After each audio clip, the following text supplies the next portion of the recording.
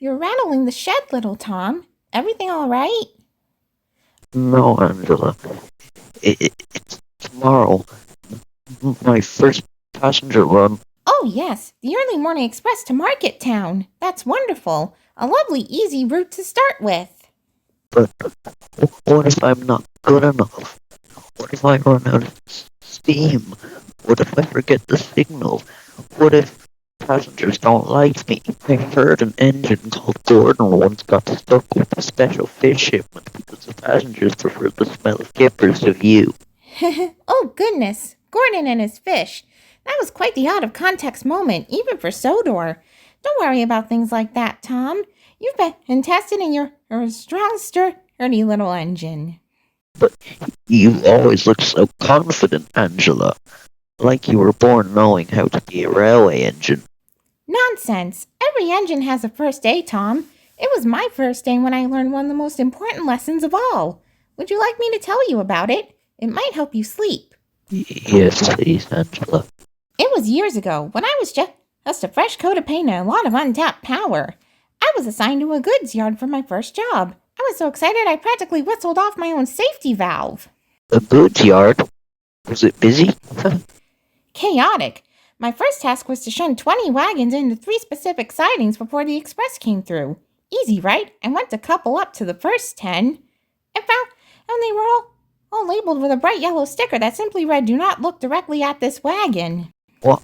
Why? No one knew. My driver and firemen just scratched their heads.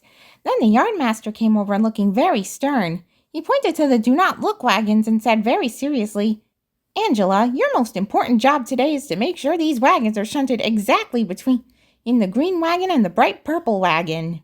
Okay, that sounds tricky. And the yardmaster just looked at the ducks, then back at me and said, "Ah, I've seen you found on the Prime Minister's emergency quackers.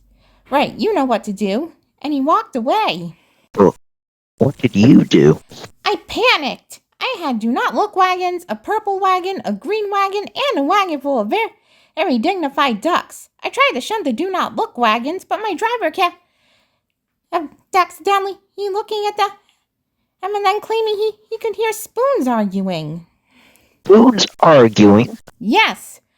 Finally, my fireman, who was a very sensible man named George, told me to stop. He said, "Angela, look at the rails.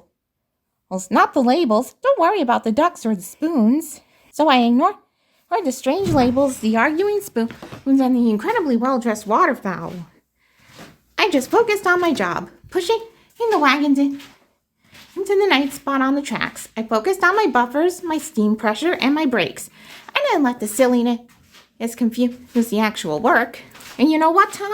I managed it. I pushed and pulled and shunted, and then the express came and went, and all 20 wagons were exactly where they needed to be. And the do not look wagons? And the ducks? The next day, the "do not look" stickers were gone, on replaced with high-grade gravel. And the ducks, well, they were just stored in heavy utility equipment and being moved to a different line. The yardmaster never mentioned the spoons again. So, you focus on the tracks and the work? Exactly. The things that worry you, like the passengers not liking you or the confusing stories you hear, they are just the equivalent of silly stickers and well-dressed ducks. They are distractions. Your job tomorrow is simple. Take the passenger safely from point A to point B. Watch the signal, listen to your driver, and keep a steady head of steam. You are a railway engine, Tom. You know how to do this. Thank you, Angela. That was a very strange but helpful story. I think I can handle a few passengers now, even if they smell like arguing spoons. That's the spirit. Now, good night, little engine. Get some rest. Good night, Angela.